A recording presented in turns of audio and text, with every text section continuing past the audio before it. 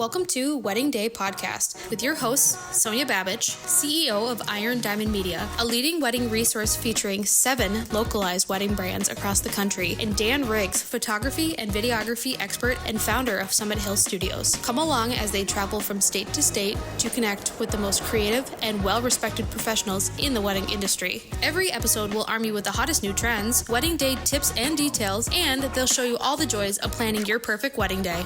Hi everybody, this is Sonja Babich with Alexis Sanabria with Oregon Wedding Day on Wedding Day Podcast, and we are here sitting with James Fowler, owner and creative director of Devil's Food Catering. And I'm thrilled to have James here because this is actually our first podcast about catering, which is a big hot topic, because on wedding days we want to fill those tummies up. So before we jump in about details and educating couples about finding the perfect caterer, tell us a little bit about your story, how you got involved with the owner and creative director and all the things. Sure. I grew up in Kansas City area and had started working in restaurants when I was about 14 and have done pretty much everything you can do in the hospitality industry. I found my way out to Portland about 20 years ago, and through a mutual friend connected with Charles Stillwell, who started Devil's Food in 2003. He's from the South, and his grandmother used to say, "If it tastes that good, it must be the Devil's Food." So that's what it is. That's so cute. But, I love that. I love that too. So it's definitely got that kind of, that Southern hospitality vibe a little bit. And anyway, I joined him in 2011 doing sales, writing menus. Became the creative director, became the general manager, and then in 2019 he was ready to move on to the next thing, and I was fortunate enough to buy the business, and since then it's been great. It's COVID, there was that, but We've been saying it's a C word. Yeah. You just don't say it. Since 2019 we've doubled in size, and That's awesome. Congrats. It's been wonderful. Yeah, congrats for weathering the storm, right? Yeah. It was an adventure for a little bit. Yeah. So how many people are on your team? How many team members do you have? We, over the course of a year, we have about 200 employees. Wow. Our core staff is more like 60 people, and but sometimes in a day we'll have 125 people out in the field at 3 or 4 different events. Yeah. How many events a day can you do? 4 is our sweet spot. It kind of depends on what they are, where they are, and how big they are. But we're pretty comfortable with that. So you're in a foodie town, I would say Portland is. And when we first connected and we chatted, one of the things that we talked about, in your partnership with us was making sure that food is kind of forward in what we do in the magazine. And so, we did an editorial shoot with you guys. What was that experience like? Like, why was that important to you? Food is central to what we do, for sure. We've always had really good food and really good people. And, I feel like that's what we're known for. Yeah. But, anytime we can show that off to a new audience is great for us, and getting out there and... It's almost like food is yummy, but also has to be pretty too. Yeah, right? you eat with your eyes first, for sure. So let's talk about when, the beginning of bones of like selecting a caterer, right? Some venues, of course, have caterers that they have contracts with, so that's really easy. But say there's open-ended with finding a caterer. When should they start that process, like for a timeline to book a caterer? Yeah, most people, we're the second or third stop, I think. Absolutely that they come agree. To. Venue, I think, is often first, or planner. A big part of our lifeblood is being on lists at most of the best venues. But as soon as you get that stuff done, I say lock it down quickly. Yeah. There's lots of time to plan and stuff, but we're booking out summer 25 and have inquiries for 26 too already. Wow, Yeah. that's amazing. So it's like once you get the venue, get the caterer right away, for I sure. think so, yeah. Oh, and then, yeah. you know, plenty of time to judge the menu and figure out what you want to do, but the sooner you can get those contracts done, the better, Yeah. you know, for your Do you, sanity. how quickly after that do you schedule a tasting or start like interacting on that level with a couple? Or what do you recommend?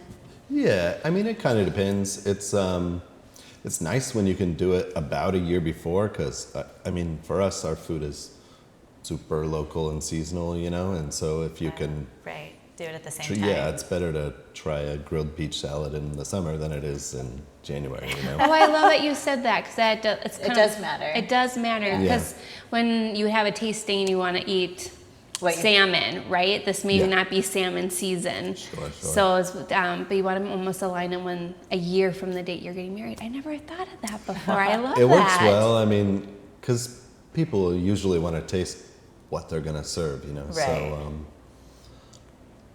yeah, you get a better representation when you're doing it Seasonally, Yeah. yeah. And like at a tasting, how many options would you say is like appropriate to taste? Because you can't just give them a Thanksgiving meal. Yeah. And we're not a restaurant either, so not everything is in constant production. But you know, 4 or 5 hors d'oeuvres, a couple of salads, a few proteins, and you know. But for me, it's not so much about like, oh, I need to taste every single thing that I'm going to serve, as much as, oh, these people, you know, have good ideas about food, and the techniques and ingredients and presentation is Give good, some you know. direction, basically. Yeah, it's more of like a confidence, like we understand each other, you know, Right. as far as what- food and Flavors and things like service that. and things. Yeah. Okay.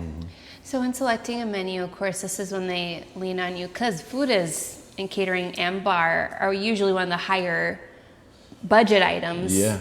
How do you guide couples on their decision? You know, because if they present you like, this is my budget, but they want filet mignon. Right. Yeah. I mean, you might have to make some choices, you know. Yeah. But you know, we have foods that we do really well, and we have a really strong culinary team. Every off season, I and my executive chef and sous chef and pastry chef, we're kind of putting our heads together for a month and writing new menus and test kitchening new items and stuff. So it's good for everyone to choose the things that we do best. You know, it's our crew is experienced making them. And then, you know, it's going to be better for guests. It's going to be better for you. It's going to be better for everyone. But that said, we do a lot of custom stuff too. We have 3 in-house planners, and they can all do a good job of, you know, helping guide you through the decisions too. And there's places to save and places to splurge. We're certainly never going to be the cheapest option, you know, but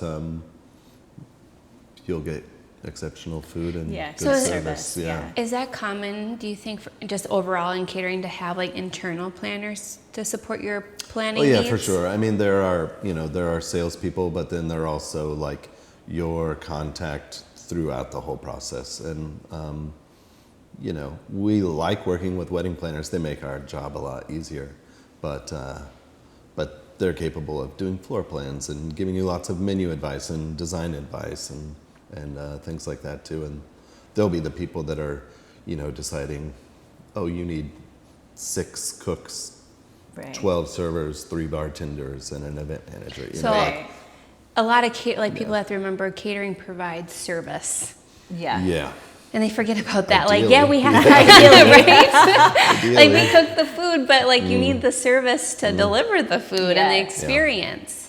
Different venues too are capable of supporting different kinds of menus and different staffing, logistics and stuff like that. So there's a lot to consider when you're putting together a menu for a specific person, specific day, Yeah. place, everything. So back to menus. Do you have a favorite item right now on the menu that you guys are producing? That we do. I mean, if you know, if I could, I would just eat nothing but hors d'oeuvres and cocktails and champagne all day long, But, Me too. Me too. Yeah. But That's always a great date night. You go sit at the bar and just order like all the appetizers. Yeah.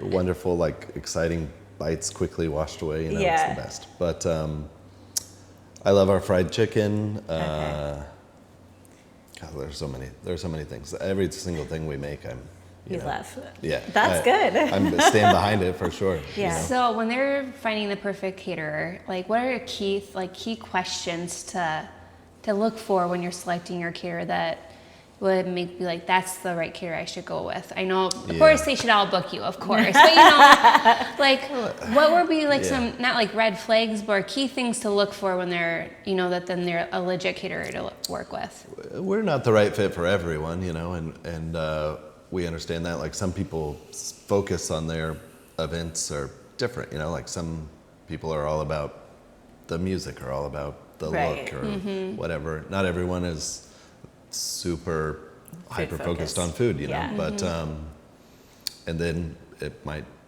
be a good idea for them to make some shortcuts there. But I think most companies are capable of writing a pretty nice looking menu. None of us are like none of us are inventing this food, it's very hard to make new food, but anyway, I think a track record of experience, and of good results, like I think probably Google and Yelp reviews and stuff like that are worth perusing, and because it takes some doing, catering a big wedding, especially. It takes a lot of expertise and timing, and I've collaborated with a lot of restaurant chefs on catered events and stuff, and you can be a great restaurant chef and not really know what you're doing when you're catering. Exactly. So it's a different beast, and I just think the experience and is the big thing. And once you kind of see eye to eye on what sort of food you like, you'll know, I think. Yeah. People connect with different planners and stuff in different ways too. So another always a big topic is when you need the final guest count. And it's, I saw that. Because some people are, they give it a week and you're like, oh, buddy, I got to put your food order. Like, you have to order food to make the food. So what common protocol do you have? Or, of course, I've seen things too. But what do you recommend with your company for final counts? Yeah, if you asked like my chef or my staffing manager, they'd be like 6 months out. But like, invites usually 4 months out to a wedding day, so he's joking. People are worse about RSVPing than ever. And, especially this day and age, for sure. And not just with weddings, but like nonprofit galas and stuff like that. They're trying to maximize their fundraising to the latest possible moment, and selling seats like the night before sometimes still. But for our purposes, ordering food preppings, getting events properly staffed, and all that stuff, 2 weeks is great for us. 10 days is fine. Updates after that, as long as they're pretty close, we can accommodate. But I agree with that. I've heard 2 weeks was when I was at the club. I've heard a month too. Just it all depends. Yeah, just keep us in the ballpark. Like, if we're planning for 200 and then 2 weeks out you tell us it's 100, that's kind of a bummer. We have to tell staff that shift's not available, or hopefully. Like adding a plate or two, no big deal. But if you say 50, that is a game changer. Just because it means I got to make sure I have servers on and bartenders. And it's like, Chef's I want to gonna be make mad. this food for you. The chef's going to be mad. Yeah, the chefs will be mad. These chefs have feelings, everybody, let me tell you. And it's okay. It's okay that you have feelings. Your food tastes good, so we'll give you a hall pass. But seriously, like when you add 50, it's a lot of other factors: silverware, plateware, dishwashers. Like, it's not just the a turnkey. rental company usually wants 72 hours to adjust things like that. So. Yeah. But even like special requests last minute, that's Yeah. you don't have always the ingredients on hand. Yeah. And then of course the guest will be like, well, I'm dairy free. Well, that just wasn't communicated to us. I mean, we're prepared for a lot of contingencies. We bring overage, we bring, special allergy plates and stuff like that for common. And then we should say it's not new to us, right? Yeah. So when you get that in the prepared. kitchen the day of, you're like, and here it is. Yep. I was anticipating that. Does it feel more common now? Like food allergies and things like that than when you started, say, like... Yeah, for sure. I think there's more awareness, which is, mostly a good thing, I think, but it can complicate And I also, dinner service. Yeah. I think wedding guests or who have attended weddings or if they have the allergy are more educated too to Well, communicate most it people, earlier. know too. But Yeah. if they want something special, they better say it. Yeah, I think like 10 years ago, it was more like, I have a gluten-free allergy. Oh, yeah, no problem. They're like, oh, you'll help me? Yeah. Yeah. So now it's just, like you said, more common Yeah, 10 years yeah. later. For sure. sure. All right, big question. Okay. Timeline on a wedding day. Why is it so important to stick to timeline on a wedding day when it comes to catering? Yeah. I mean, has anyone ever stuck to the timeline on a wedding day? There are points of no return in the cooking process and stuff like that. So as long as the planner and our event manager are in Sync. constant contact, kind of, especially as it comes closer and closer to dinner, then it's fine, But just good communication. We kind of expect that the timelines, it always gets pushed back. When you hear when they're bar hopping before dinner, it always would give me high blood pressure.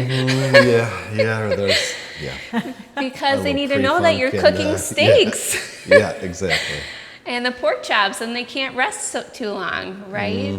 I mean, we know what our timelines are like, our fire times and things like that. And when you're making food out on site and trying to make good a la minute food, it's different than just pulling it out of a hot box, and it takes a little intricate timing. Yeah. It does. When you're feeding 2, 3, 4, even 100, even 50 people, it all matters with that timing. Yeah. Even if you're not bar hopping and you're on time, you do a blessing, but then Grandpa decides to do a speech.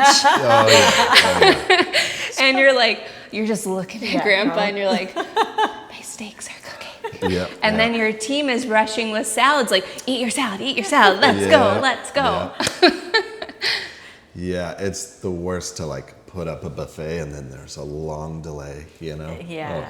Oh, please, like you said. Please, go through the line. Are you ready? What is the diff? Why are buffets more expensive than plated meals?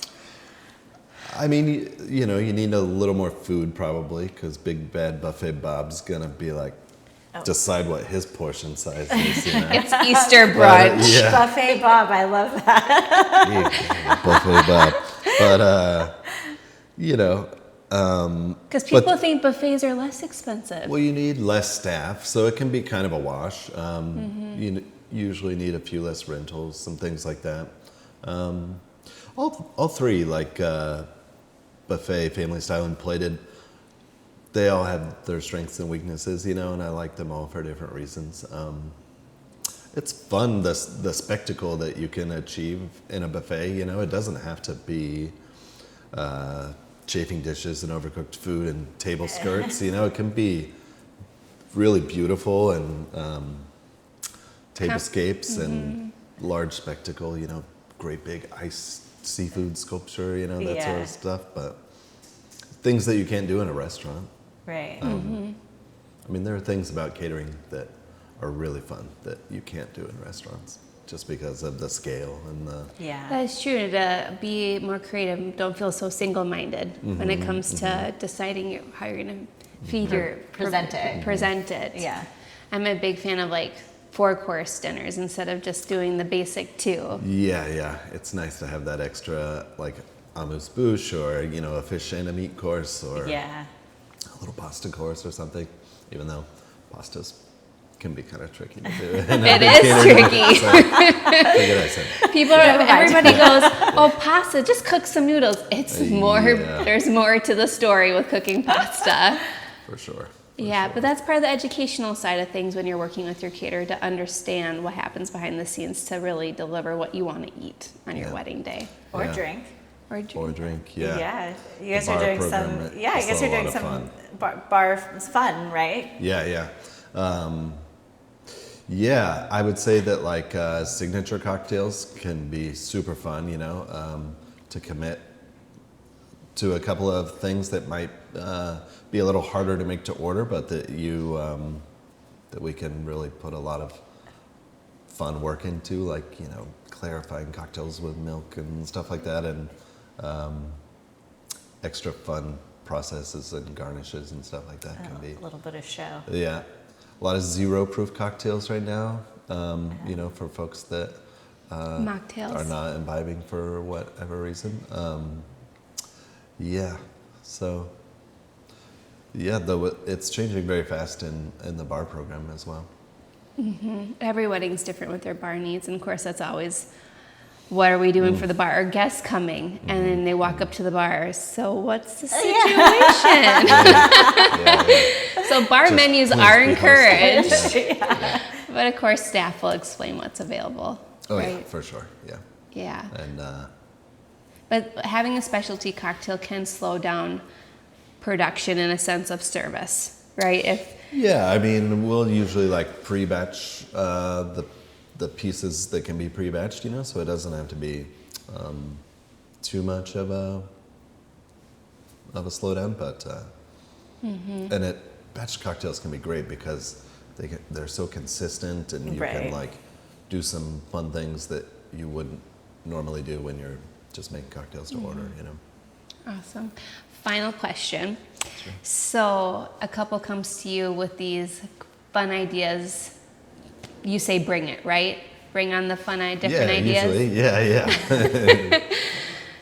Kind of challenges you and your team to think outside the box. We do a lot of custom menus, whether it's for like weddings or birthdays or mitzvahs are always super custom thing, But we want to challenge. That's part of the reason that we love catering, is because it's different every day.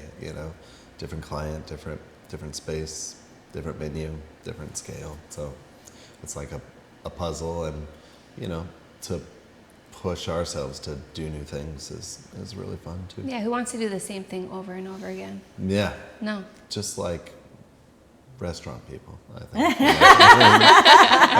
I was one, but. And everybody always walks away after a wedding and say, that food was good. Yeah. They always remember the food. Always, yeah. Yeah, or they say that food was bad, so. Not with you. Not with us. Well, awesome. Well, thanks for sitting down with us. Thanks for being with us, James. Yeah, my pleasure. Wedding Day podcast, and thank fun. you so much for supporting Oregon Wedding Day. And we're excited that you are our caterer this year too. Yeah. Can't wait to eat your yummy food. Or when this goes live, the food was a 10. So thank you. Yes. Good. Thank you. Well, awesome. Well, thank you, James, for sitting down with us on Wedding Day podcast. And tune in next time. See you. Bye.